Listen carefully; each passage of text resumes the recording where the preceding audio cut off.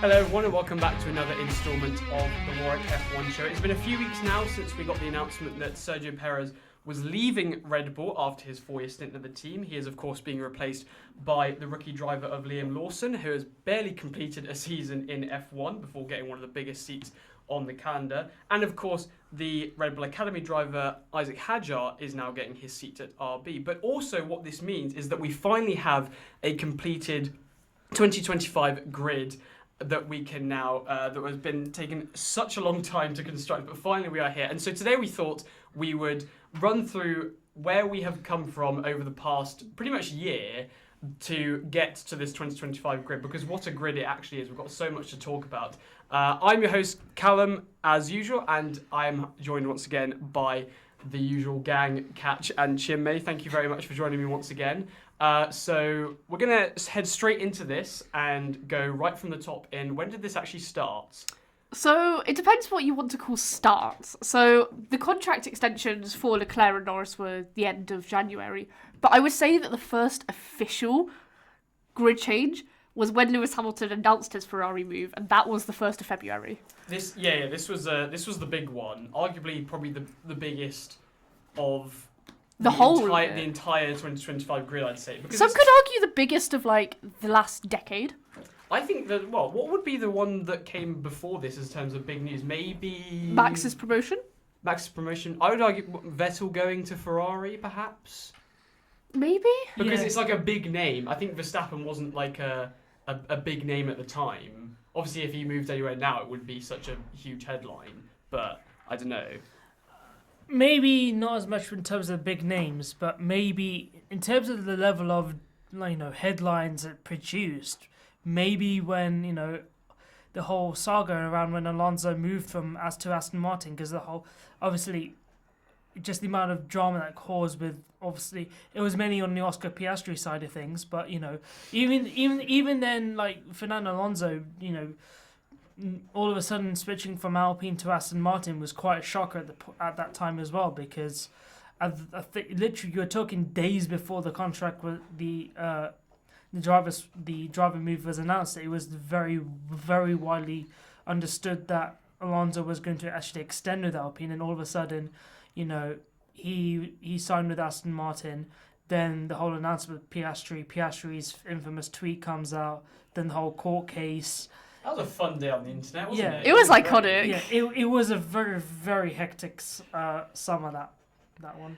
Yeah, and I think this season, it hasn't been as chaotic as that summer, but the chaos has kind of been throughout the whole year. Yes. Completely. Because since Lewis's announcement on the 1st of Feb to Isack Hadjar's promotion, which was announced on the 20th of December, there have been 322 days. Yeah, that's it. It's taken a while. It's taken a fat while. Just for context, Katch and I were planning this episode for I think it was since September. And we October time, yeah. It's something like that. And we haven't been able to do it now until, mid-January. So it's been a long time coming. But yeah, so for Lewis Hamilton, it's going to be so weird seeing him in a Ferrari suit next year. Because we've just... This year? Sorry, next season, I should say. It is this year. It's 2025.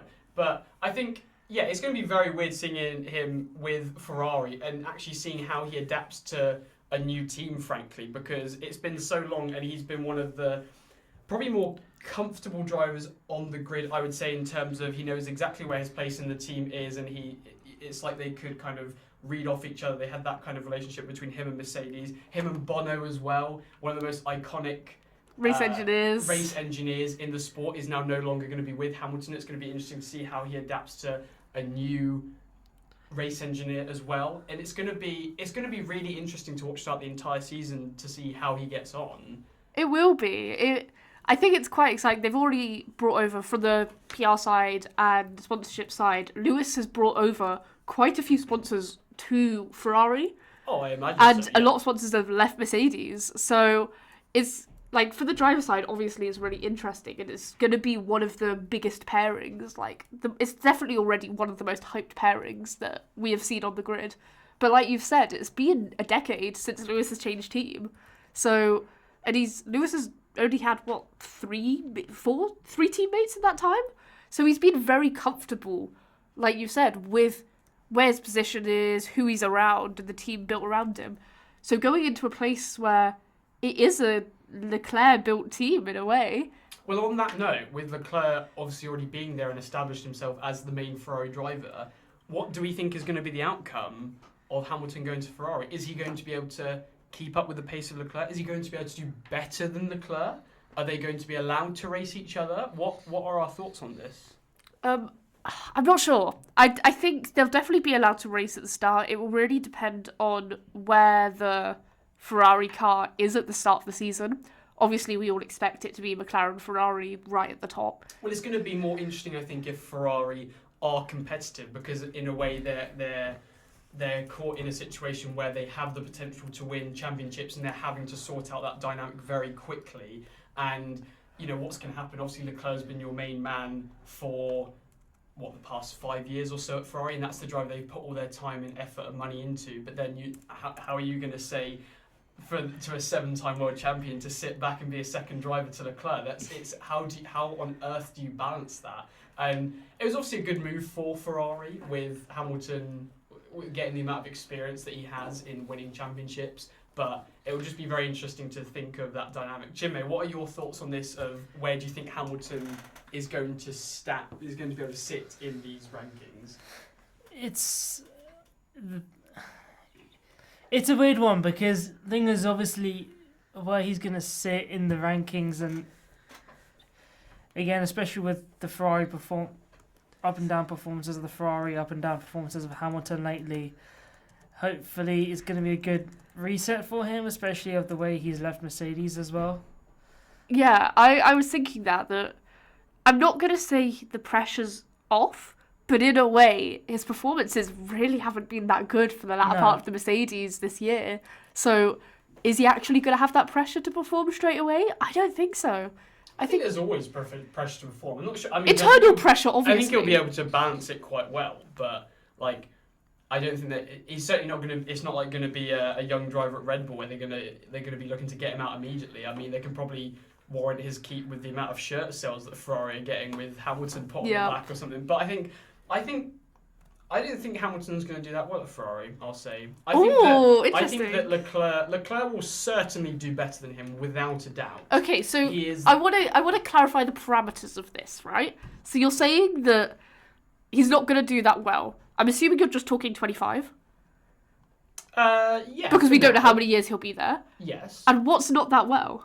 What does that mean? Okay, not Perez levels. I think that he is going to be... So he's going to lose to Leclerc in the quali battle and the race battle? Yeah, I think so. Ooh. I think he's going to be Leclerc. Let's say, for the sake of the argument, that Ferrari is a competitive car at the start of 2025 at least. Yes. And that it is battling for championships. I think that Leclerc is going to be consistently battling for race wins. Yep. And I think Hamilton would be, maybe on his day and at his circuit, he would be able to challenge for race wins, but I don't think he's always going to be up there. I think there might be times where he's down around 4th, around 6th, a bit like the moments that we saw at the end of last season in 2024 with Mercedes, where there were some times where he was on it and sometimes where he was just completely off the ball. I think that's going to be the case, because I have to back Leclerc, because he's more established to that team, and he's more used to the car, he's more used to the engineers and the team, and yeah, I would back Leclerc. If I was a betting man, I would bet on Leclerc to get higher. I'm not going to disagree, but I don't think it's going to be a whitewash. I think... No, I don't think so. I think there will be some really good battles. I think it will also be the dynamics of, obviously, Lewis is not a second driver. Leclerc is not a second driver. So this is under the assumption that that it's the Ferrari-McLaren battle that we all expect 25 to be honest. But the problem that they're going to have is if it's a situation with McLaren, because it's in a way exactly the same situation, because if they are forced all of a sudden into a situation where they can battle for the championship, then they're having to work out the internal dynamics of the team. Yeah, they haven't worked out already. That was McLaren's, I don't want to say downfall, I think it was still Norris, I think it was still Verstappen's championship to lose for the drivers, but ultimately that was maybe some contributing factor, was that they didn't prioritise Norris early enough, and they hadn't worked out that dynamic of, okay, who's going to be first driver? Are we going to keep the drivers the same, and maybe we're a bit too slow on that. So maybe Ferrari are going to have to work that out. They're going to have to get their act together pretty quick, I think. So, yeah, the Ferrari, that Lewis Hamilton move was the only thing to be announced in February. The next announcement was in April, so we actually had a bit of a gap, which is nice. We all had a bit of a breather, because obviously, we haven't mentioned this, but with the Hamilton announcement, Sainz was then out of the seat. Yeah, which I think is very unlucky, I must say, because he's such a good driver, and he was I think he also, if this move hadn't happened and Ferrari were going to be contenders for the championship, I think he would be the perfect second driver, because he would absolutely, not that he would deliver and be battling for race wins every single race, but he would always be up there, and I think he's been very consistent. And he is, I think, ultimately one of the best drivers on the grid. I think he's been very unlucky throughout his career. He's been ditched for other bigger names throughout his entire career. Verstappen, Ricciardo, Hamilton now. So it's, yeah, I think he's been unlucky, and I think he deserved to be in that seat ultimately. Completely, and I don't think anyone's going to disagree. So then all the talk for the next few months was about, where is Sainz going to go? Because obviously the season started, there was no announcement, as you would expect, and he was performing to Leclerc levels throughout the whole, easily the first part of 25, I would say most of 24, for the most part of 24, he was well on Leclerc levels. I mean, he was the only person to dismantle Verstappen in 23. Yeah, exactly. Only other driver outside Red Bull for 23, and also for the earlier stages of 24 in Australia. After coming back from having his appendix removed as well. I know. And obviously in Singapore last race as well. Yeah, it was impressive. So all of that discussion was happening.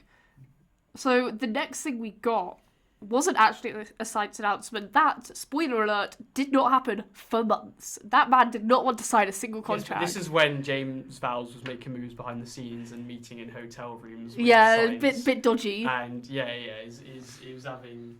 We just didn't know. An F1 affair, perhaps, you could say. We are not making any assumptions or accusations on this podcast. Please do not sue us.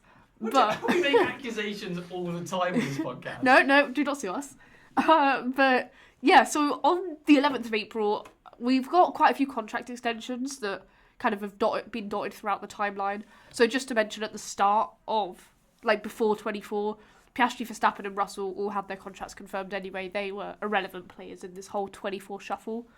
Leclerc and Norris in January signed their contract extensions. So that was 5 drivers that were out of the way, which really is probably a record low. We would expect more drivers to be confirmed and sorted before then, but alas, that did not happen. So yeah, Alonso signed his contract, his extension with Aston Martin. Obviously, with Adrian Newey coming in, it makes sense. Was Adrian Newey thought to be coming in before? We don't know that. Okay, fair enough. I think it was so. around the same time. Yeah, it was a good decision. Yeah, 100% was a good decision. To stay there, and hopefully they can improve, because they had a pretty lonely 5th place, I'd say, for the majority of 2024. And obviously, I'm sure Chinmay will join me in having some harsh words about their other driver. And yeah, maybe that's something that's holding them back a little bit. But I think Alonso. I think it's a safe bet for Alonso. I thought Alonso actually was going to be going to Mercedes. I thought that was a possibility. What? He was one of the rumoured options, to be fair, but then again, it's a rumour mill. It was like... Or Sainz.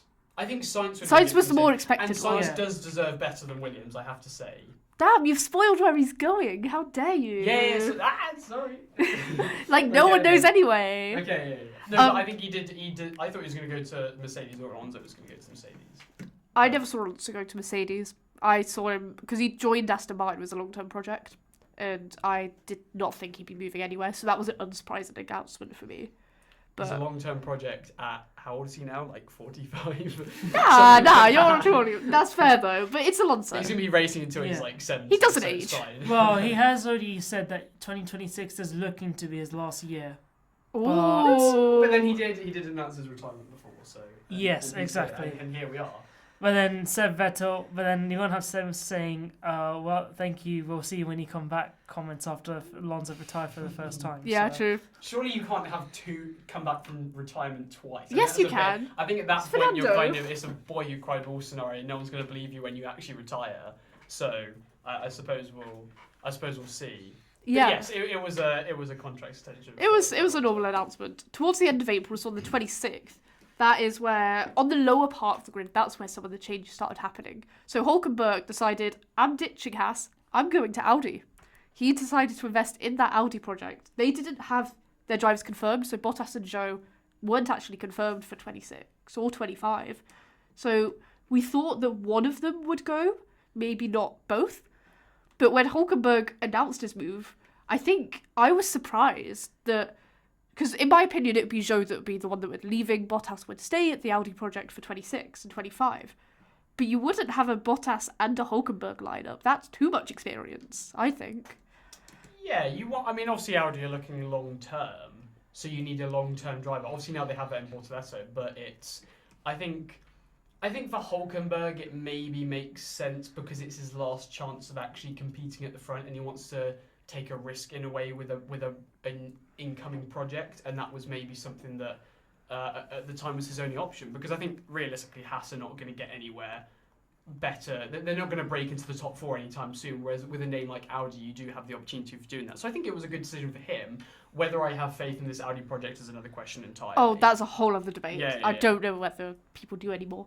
But yeah, so that was announced. May, the only announcement was Albon signing his contract extension with Williams, the multi-year extension. So again, that's a team that is starting to be built around a single driver like Alex. And I think that is where the question of, because obviously, again, no Sainz announcement at this point, with Alex being there and the project being built around him at Williams and moving up the grid, would Sainz fit in there? That was, I think, a discussion, because still that Mercedes seat was open. That was where people expected him to go. But then there were lower down teams like Williams that were options for Sainz. So I'm not sure. I think for me, Alex signing that extension made sense, but then they would put a young driver alongside him. Yeah, he's definitely cemented himself in that team and being part of their long-term projects. And I do think even though Albon has not had the best season, it's actually been one of his worst. But I think at the same time that's exaggerated a little bit, because we've known him to outperform what that Williams car is capable of. Not that it's capable of much anyway, but he's known to put in some brilliant performances on his day and get the absolute most out of that car. So it's obviously I think it's an obvious deal to re-sign him. But yeah, you'd think that maybe you'd bring in another driver that you could build on.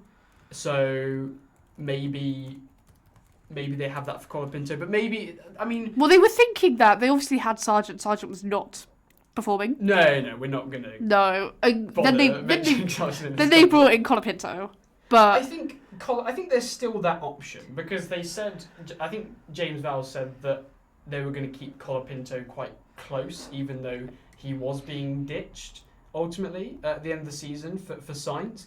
And I think because Sainz isn't really he's still, I suppose he's still a relatively good age, so it's not like he's gonna be retiring in the next couple of years. But no, he is in the top 5 oldest drivers on the grid now, I think. Especially with all the rookies coming in. But maybe they want to keep Colapinto for some long-term plans, because he's certainly he has a lot of potential. He does. It wasn't shown at the end of the season as much. Shown in the beginning though. Showed at the beginning of his first 9-race stint, but at the end of that 9-race stint we don't talk about it. But for Alex, I think he had a good start to the season. Williams have made it clear from the start that and James Vowles has made it clear that their aim was not 24, their aim was not 25, their aim is 26, to be midfield. And I think Alex sees that. He's been there for a few years now.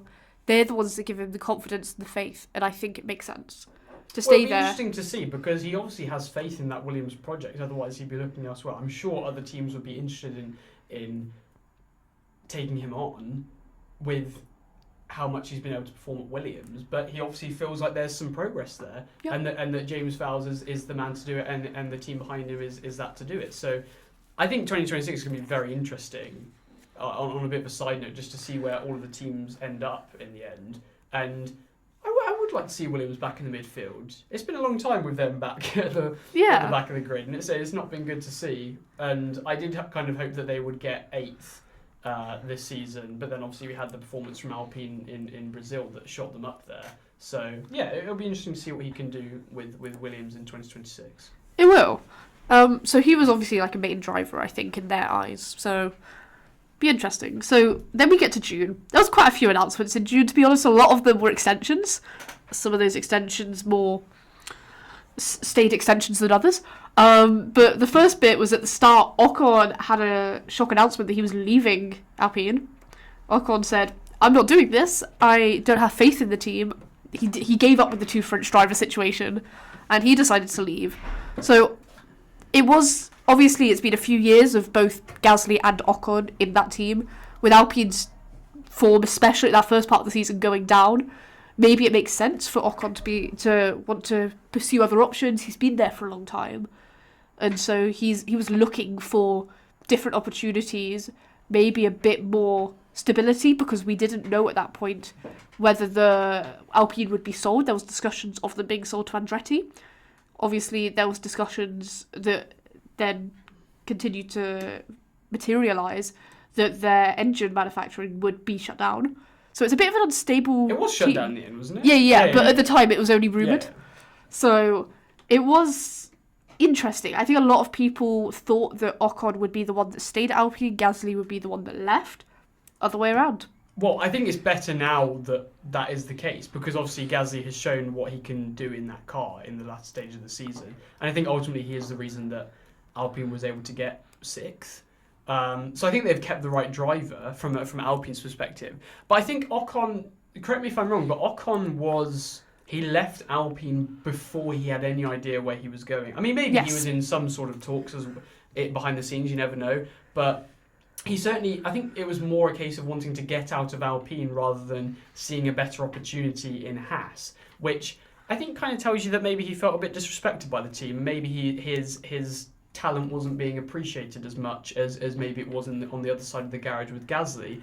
And I think he's still a bit of a inconsistent driver, and he does have that aggressive side to him. I mean, well, we've seen it in his driver pairings before, haven't we? Yeah, especially we've seen the clashes with infamous pairing with Perez, and Hulk. Hulkenberg as well. Hulkenberg, not to the same extent. There wasn't much with Ricciardo, but that's because Ricciardo just smoked him, to be honest. Yeah. And that Ricciardo in the Renault days was actually quite underrated. And then, obviously, with Gasly, obviously, we know the history between the drivers. There is an element of respect, but then... How much of it is actual respect? How much of PR? Can you get in F1? Exactly. Exactly. Yeah, they're not Lando and Carlos, for example. Yeah.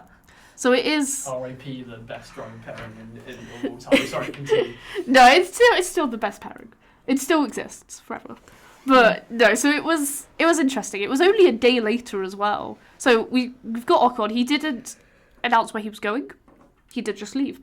Then a day later, it had been rumoured for a while, but then the shock announcement of Perez's 2-year contract extension with Red Bull was announced.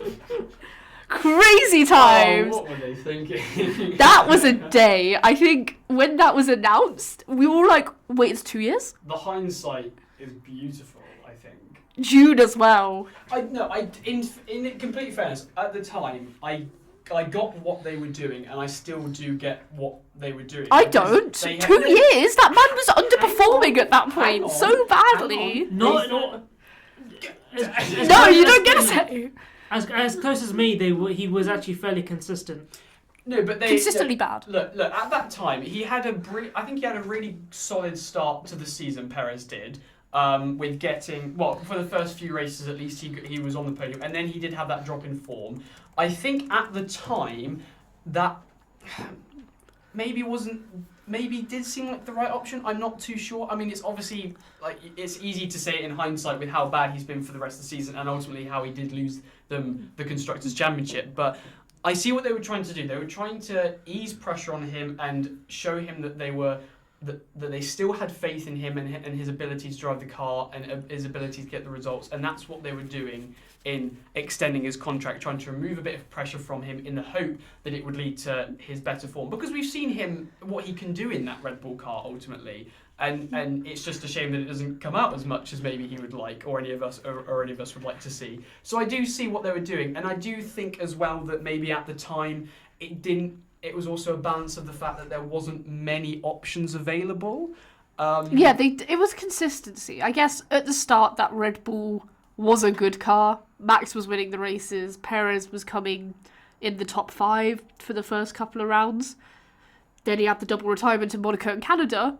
Then he finished 8th in Spain and 7th in Austria. They were like, hey, here's a 2-year contract extension, down to 17th. But at that time, this maybe doesn't look all bad. Like, yes, he's had a couple of bad results.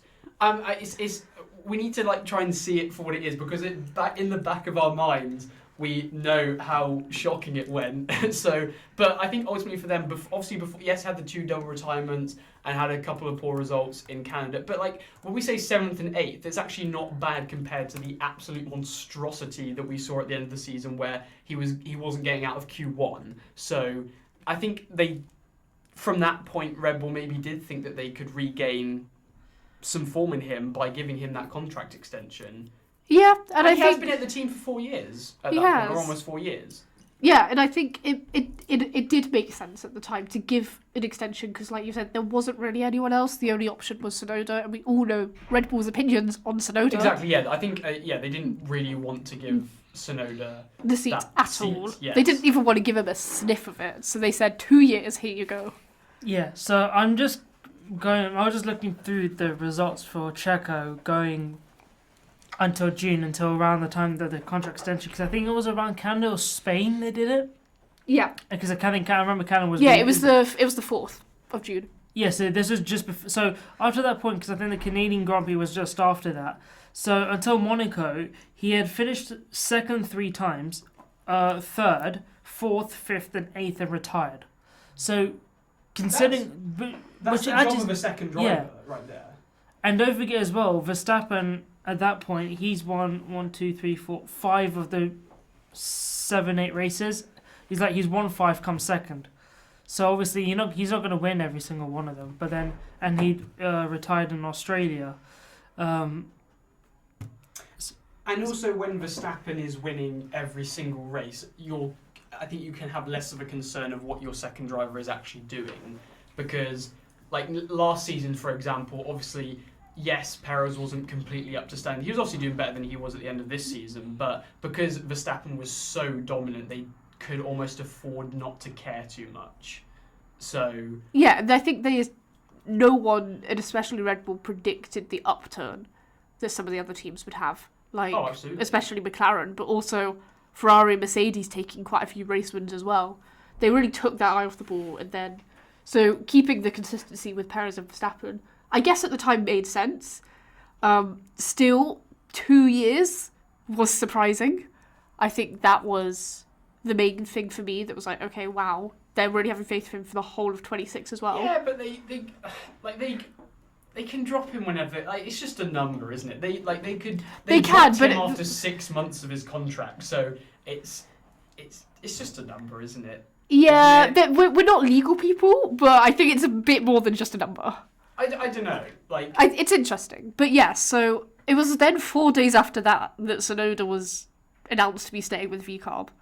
So they really definitely said to Tsunoda, you are not having anywhere near Red Bull. You are staying right where you are. I don't know. I think that the announcement of Lawson, again, spoiler alert, Lawson going to Red Bull was more of that. I think at that point, anyone could have, or I certainly would have presumed that he was still being lined up for the Red Bull seat when Perez went. Because Perez was only going to be... I think Perez would have only stayed up until that contract extension.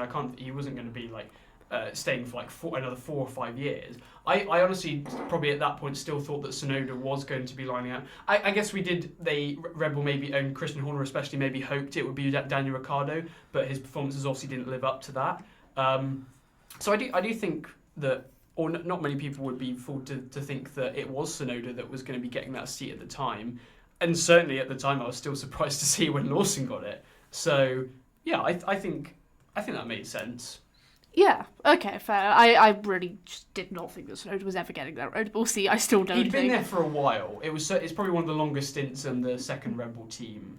Yeah, definitely. Out of the majority of them, I would say. So yeah, the end of June then, we had Stroll and Gasly's contract extensions announced. Kind of irrelevant news. They were announced. Then it all gets juicy come July. So the first thing was at the British Grand Prix, Bearman being announced to join Haas. Again, great move. We all saw that coming as well. First rookie to be announced on the grid for 25 after seeing 0 rookies for 24. So at least one is better than none. Yeah, I think we all knew after Saudi Arabia that he was going to get a chance at F1 at some point. It was just a case of when and with what team. And so, yes, I'm very excited to see what he can do in 2025 when he's actually got the full team around him and has the chance to show what he can do for an entire season. 100%. And so that was obvious. We had the one Haas seat. So then it was like, okay, what's going to happen next? Magnussen then said he's leaving Haas. Magnussen was like, I ain't staying around. Like Hulkenberg, I'm going. So at that point, we knew it would be a whole new Haas lineup. Which the last time that happened... Well, no, it was this time, wasn't it? Was Hulkenberg around... No, it wasn't. It was the Schumacher-Mazepin was the last time they had a whole new lineup. Those two. Yeah, those two. So that was interesting. Mazepin, Magnussen. My gosh, No. Bring him back. No, so Magnussen. I think it wasn't announced that this is his retirement, but we've all made the assumption that this is going to be like Magnussen was leaving Haas. He's not going to get another seat. He's now done. I think I'm quite sad to see that. Magnussen is just, I think, a driver to be happy to be on the F1 grid. He's not really aiming for anything. It's just he's happy to be competing, and I think it makes the races a bit more exciting when you have a driver which literally gets banned from the amount of penalties that he gets in the races. So I think that we're going to lose a bit of chaos for next season with Magnussen not being on the grid. But he was certainly a very good second driver for Haas this season, and yeah, I mean it's a sensible decision for them because they probably wanted to get some long-term plans going in maybe not Oliver Bearman, but with some other drivers and trying to push the team up more to the midfield. But and on that note, they then a week later announced that Ocon was joining them, so that would complete their lineup. They sorted their lineup very quickly, to be honest, in July. I mean, would there be anywhere that Ocon would go other than Haas? Audi. There was discussions of him going Audi. Yeah, there was. It was unreasonable, I don't think that would have made sense. Haas makes sense because you've got the rookie in Bearman and you've got experience in Ocon. Sure, it's not like Bottas experience and Hulkenberg experience. I'm not sure Bearman wants to be taking lessons from Ocon, though. That's not going to make him a very good or a very clean and safe driver, I would say. Yeah, but we don't know what driving style Bearman has at this point. He could also be a very clean and unsafe driver at this point. No, he looks so innocent. he looks so fine. He just looks like a nice kid, and Ocon's going to turn him into like the devil himself. So was Sergeant. That's true. No, very good point. Yeah. But it does make sense. It makes sense for Haas, I think, completely. It does, and I think it is an exciting prospect for them because it is two good drivers. Well, obviously, we're assuming that Bearman's going to be a good driver, but with all the Ferrari backing and testing he's done, it's not like he's never been in an F1 car before, so it should be pretty good for Haas at the start of the season as long as their car is not awful. Which might be the case. Really. Might be the case. We might be sitting here next season and like they've come ninth or something. I wouldn't really be surprised. We pray. But we pray. No, we pray that it's not bad. Oh, I see. Right. I'm saying that before you start going on about it. Well, someone's got to be last, though. Yeah. Hello, Audi. How are you doing? It'd be Sauber next year, wouldn't it? Still Sauber. Yeah, but yeah, they would. It won't change much with Audi. But yes.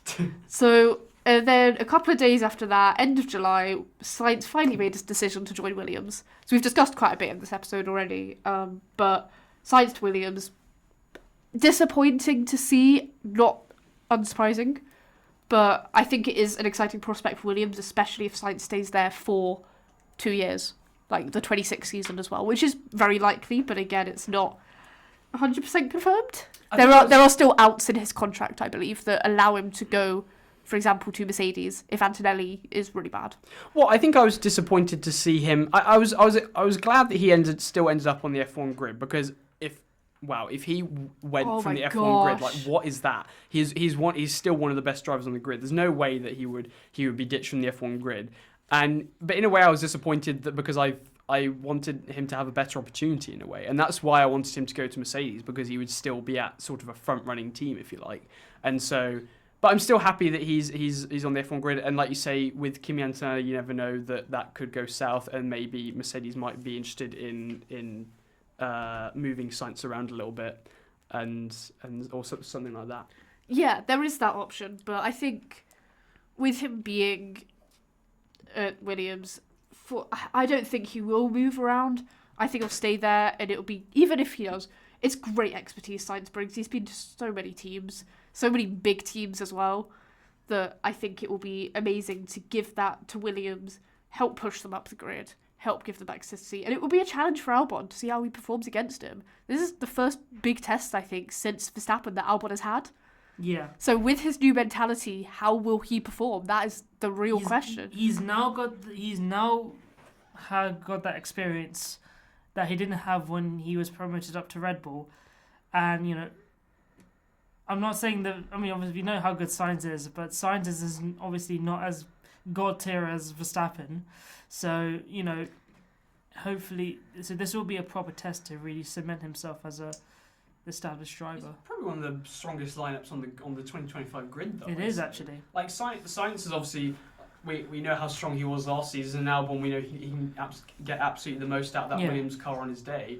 And yeah, I'm really excited to see how they get on, because if the car can be there, then you've got two drivers there that will get the absolute most out of that car, and will get you the results. Yeah, if you think about it, probably the strongest lineup on paper is going to be between Norris and Piastri, or Leclerc and Hamilton, But then if you think about after that, maybe on paper Russell and Antonelli.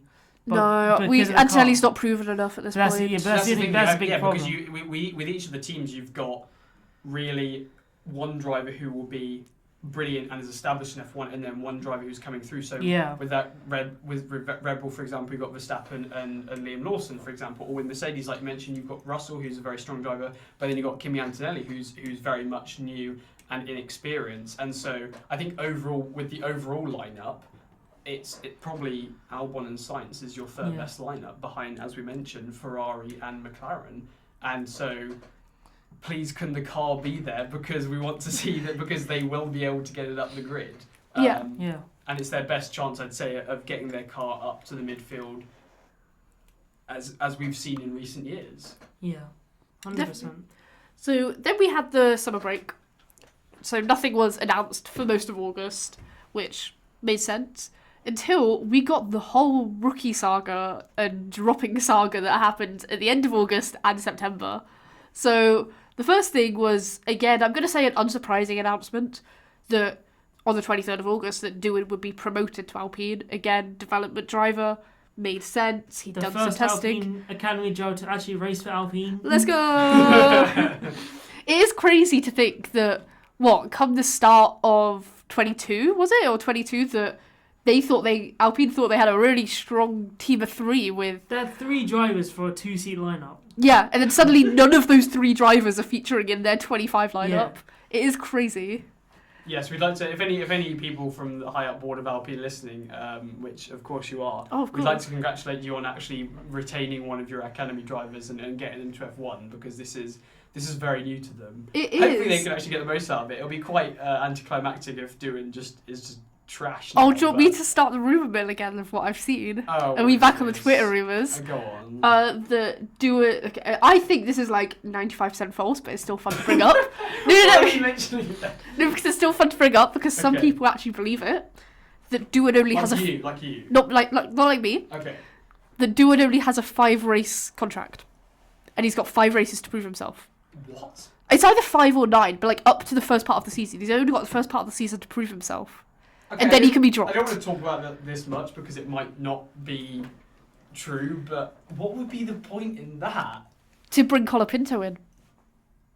But Colapinto wasn't even, he was okay at the end of last season. I think it makes no sense. But Because at least Colin Pinto has that little experience. We know he's got that raw pace. But then Colin Pinto also did a fair amount of crashing. Yes. At the end of the season. He'll be very costly for Alpine. But then I suppose you've got Gasly, who is not going to provide you any damage, so it might balance itself. If they drop Doohan, then they need to shut down their academy team. Like, what is going on here? What is the point in investing putting millions? so much money and time and effort into an academy driver just to then drop them after 5 races? Like, that is just ridiculous. Yeah. Well, Let's it would not only get be too angry about it because it's probably, as we've said, 95% false. But it's an let's interesting see how it thought goes experiment. on. If we successfully predict it, Yes. then we'll come back and reference this in race 6 when Of Doohan course. is gone. Yeah, it won't happen.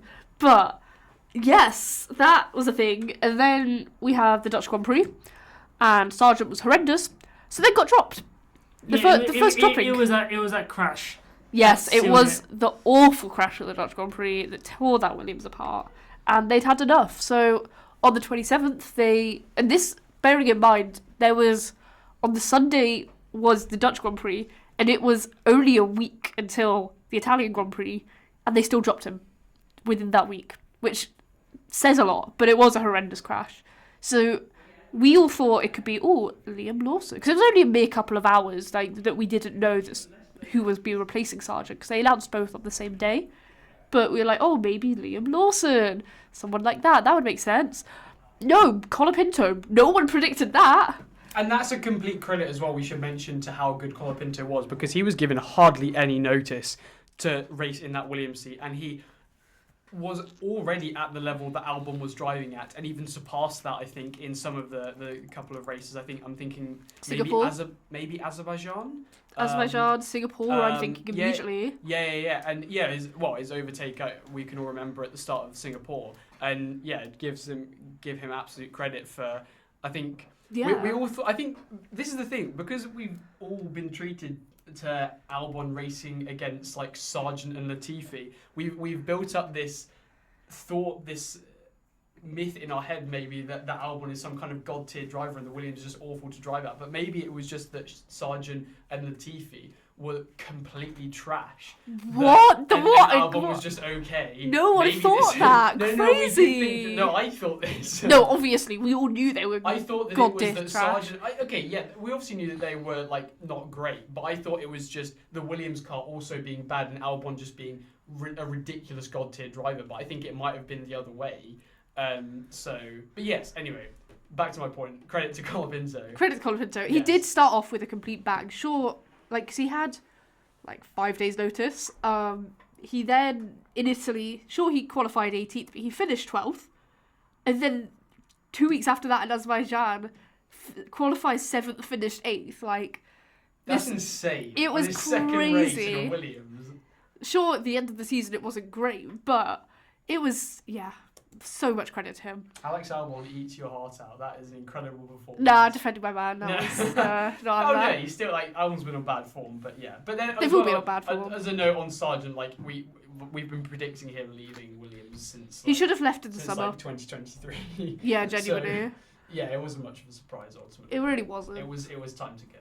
Yes. So then, as mentioned at the Italian Grand Prix, Antonelli was announced for Mercedes. The least shocking announcement. I think top 3 least shocking announcements of the 25 lineups. No, I think I was fairly shocked. No, genuinely, because I think he's so inexperienced for F1. This is what I was worried about, and it's kind of what I was talking about when we were talking about Lawson going to Red Bull, where I was worried that it was going to ruin his career because it was an opportunity that would come at him too soon. Because I think that Antonelli is a little bit rushed, ultimately. And that's why I was hoping that maybe they would go with Sainz to get some immediate performance while Kimi Antonelli develops in F2, maybe going to Williams as well and developing and having a smaller seat in F1 before he goes to Mercedes. But he's been completely fast-tracked. So even though it kind of eventually got down to Kimi Antonelli is the only choice, and so when it came out, I wasn't too surprised. I was still quite surprised that Mercedes actually went for that, judging how inexperienced he is and how much of a risk that is with how little professional driving experience he has in F2 and none in F1. So, because we mentioned it at the time, it's probably the biggest jump since, Hamilton going to McLaren ultimately. So it's a huge move. And I hope he succeeds, but we'll see. Yeah, I think it is obviously a really big move. But like Doohan, Mercedes have invested so much into him. And sure, his F2 results haven't been amazing, but put him in an F1 car and he was actually pretty alright. He did the testing for them. Obviously, you can't replace Lewis Hamilton, so what's the point in trying to get another Lewis Hamilton when you can just develop a young driver, when you've got the experience in Russell? But, that was probably Toto's mindset going into it, thinking, but you're never going to get another Lewis Hamilton. But what you can do is get a solid driver who has lots of experience like Sainz, while you give your academy driver a bit more time to develop. I think that would make sense on paper. I think the issue was that Sainz wanted 2 years. They only wanted to give him 1. So with Mercedes, Sainz wanted 2 years with Mercedes, but obviously Mercedes wanted Antonelli after 1 year. So that wasn't going to work, and that's why the Mercedes-Sainz deal fell through, and they had to go with Antonelli because Sainz wanted longer than he was given. Yeah, I suppose that makes sense. And I can understand that from Sainz's perspective. He wants some security. Yeah. Judging that he's been dumped now. Like so many times. Yeah, exactly. Yeah. So. And especially in a top team, you want the experience, you want the stability. You don't want to, for a new change of regulations in 26, be scampering around to find your seat. That you don't want that. But I'm really rooting for Russell as well, I should say, for next season, and I'm excited to see how he handles being in the position of being the leader of that team in a way, because he's got plenty of experience now with that team. I think he's been there for like 3 years, I want to say, something like that. And so, yeah, I'm excited to see how he can bring that team forward now that he's got essentially a young driver to show the experience to in Kimi Antonelli. And I think he's fully capable of it. 100%. He's been outperforming Lewis for most of 24, so absolutely it makes sense. So we had that, and then had a couple of races. Colapinto did the business, was great. And then Singapore, there was obviously the rumours of, what would happen with Ricciardo. Suddenly announced that he was being dropped the day after. We've talked a lot about this, so we're not going to hang on this point too much, but it was up there with one of the worst PR situations Red Bull have ever been. Genuinely. Well, it was Helmut Marko actually wanted him out in Spain, I read somewhere. Yeah. And I think it was more Christian Horner that gave him that extra time. But yeah, it was really because it was awfully handled. Oh, absolutely. Because I think the whole PR situation of Red Bull in general in 2024 was an absolute disaster. Yeah. Let's just put it that way. True. But it's because even though Ricciardo obviously hasn't been performing, he's still like one of the most iconic drivers in F1 history. Yeah. With not just his time at Red Bull, but obviously how he came through the ranks at Red Bull, and also his time at Renault, as Chinmay mentioned, is quite underrated at Renault, I think. And being the leading character of Drive to Survive. Yeah. That's his main. The main actor, fame. yeah. But yeah, I think he really deserved a proper send off, and it was really sad to see that we weren't going to be able to case. I was hoping he was going to turn up in Austin, but alas, that was not the case. Run a little stand for some Daniel Ricciardo merch, but apparently not. It did not. And that same day, a few hours after being announced that he was being dropped, Lawson was announced like the same day. They really just didn't give Ricciardo a nice send off. They just said, "Okay, here's Lawson." But Lawson, we all could have predicted. Oh, that. yes. He was going to ever since he was brought in when Ricciardo broke his hand in the Netherlands last year, and Lawson really showed what he was capable of in an F1 car and put in some great performances. We all knew that he was waiting for a seat with RB, and it was just a case of when. And I think maybe for a bit thought that they were going to continue with Ricciardo until the end of the season and then bring Lawson in fresh for 2025. But I guess they didn't decide to wait. Yeah, I guess like the Sargent results, they just weren't happy enough, which is surprising. I don't know. But maybe in hindsight they wanted to give some time to Lawson in an F1 seat before 2025 because they were already thinking about their other Red Bull seats. Yeah, especially because at that time Perez had dropped to the pits of Perez hell and was not doing well at all. in that Red Bull car. So maybe that's why. That is possibly a reason. We will have no idea. This is all predictions, but I think that makes sense that they were just forward planning. Just the way it was done was horrendous. Yes. And forever hate Red Bull for that. Forever hate Red Bull anyway. So that was the only September news. October brought nothing as well, because in all fairness, we had a 3-4 week break from F1 at the calendar it's the directors. biggest struggle on the podcast ever. At the calendar directors, what are you doing? It was awful. But then November, we got the start of November, we got the announcement that Bottas and Zhou were leaving Sauber. So obviously there was still a couple more seats to fill. This was the point, I think, that me and Callum start discussing of, okay, when can we do this timeline thing? We just need the Sauber seats filled, that's fine.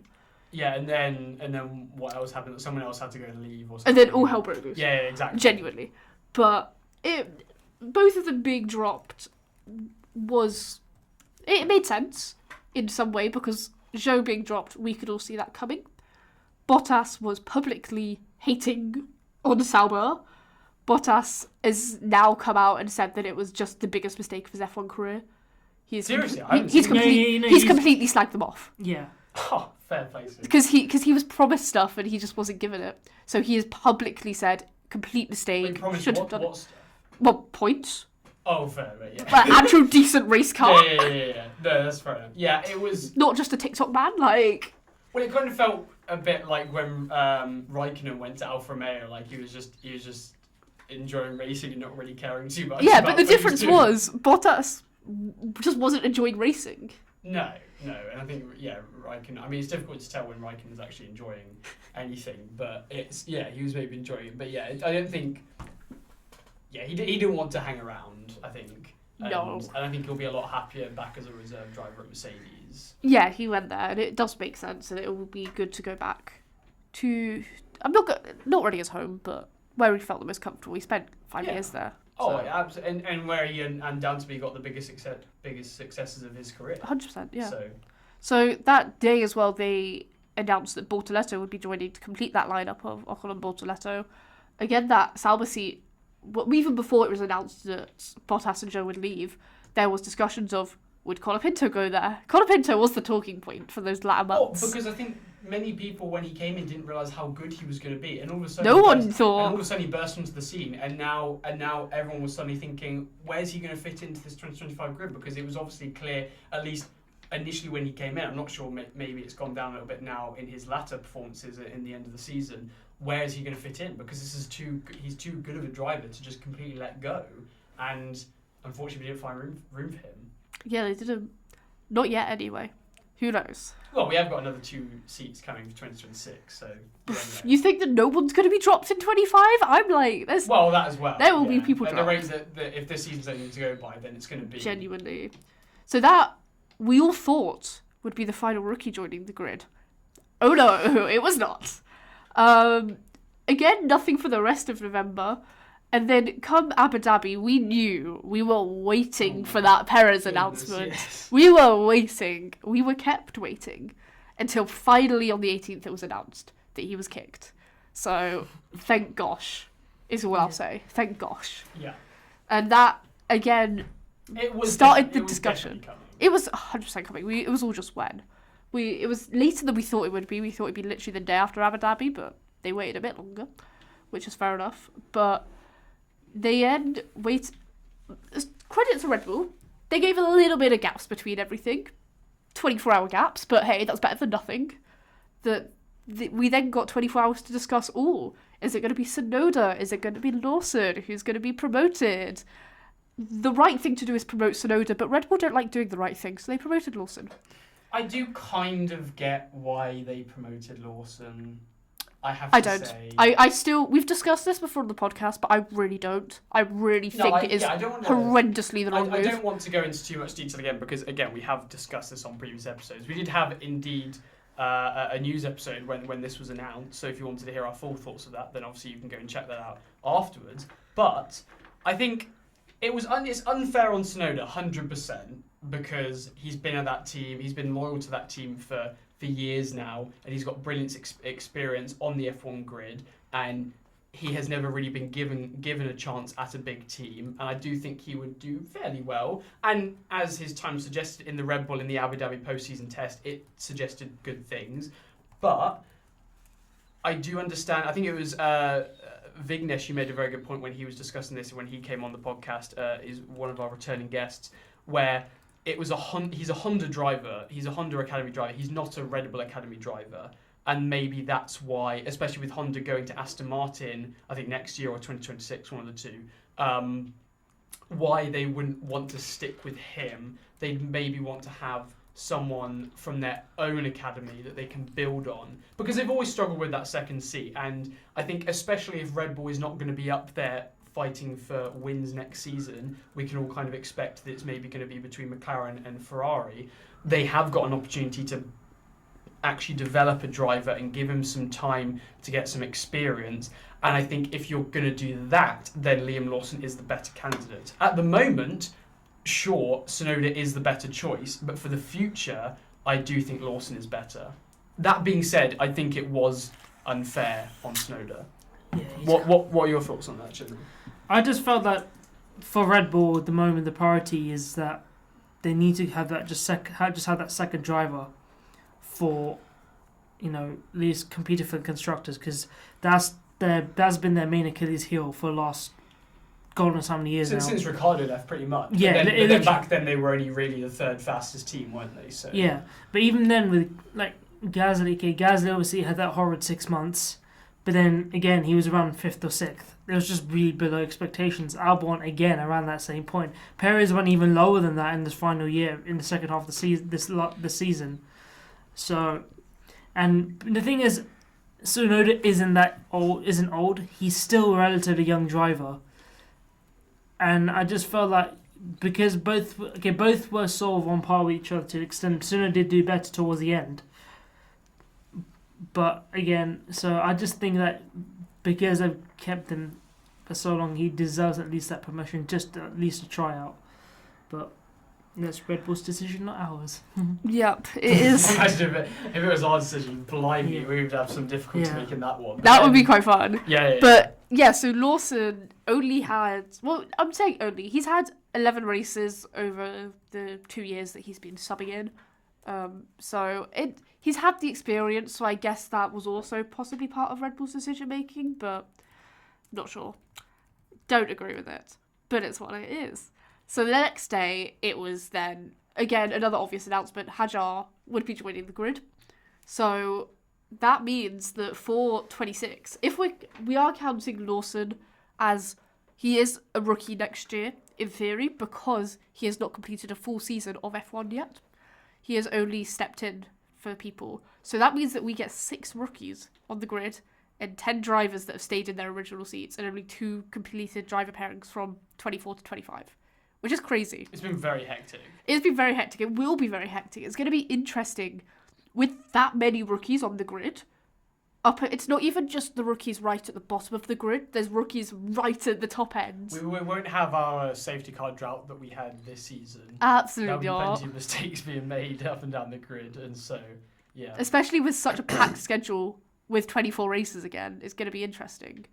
So I think that concludes for the moment, that concludes the 25 grid. Yes, indeed. Took a fat while to come. It did indeed. Well, I think we'll certainly if we do have any more updates that we'll bring you on, then we'll sure to have a news episode over the break, and we'll have plenty of other episodes to keep you guys updated, keep you guys entertained over the off-season before we get back for our pre-season testing and also our car launches as well sometime in February, which should be very exciting. But until then, thank you very much, Katch and Chinmay, for joining me. I have been your host, Callum, and until next time, goodbye.